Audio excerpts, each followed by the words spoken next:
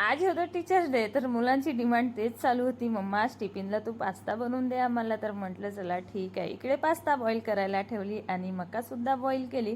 त्याच्यानंतर गाजर, टमाटर, गोबी आणि कांदा बारीक चॉपमध्ये करून घेतली. तेल ठेवली, तेलामध्ये थोडा जिरा आणि लसूणचा तडका लावली आणि पूर्ण चॉप केलेलं मटेरियल घालून याला छान परतून घेतली. त्याच्यानंतर तिखट वगैरे सर्व घातली, पास्ता मसाला.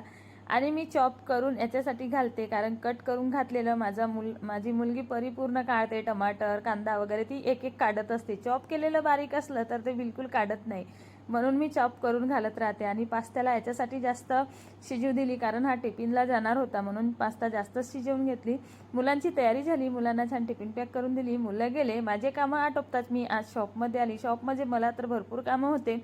येऊनच म्हटलं आज मी भरपूर थकणार आहे हे कामं करून, आणि मग मी लागली माझ्या कामाला कारण मला सर्व आजच हे कंप्लीट करायचं होतं. बाय सर्वांना, भेटून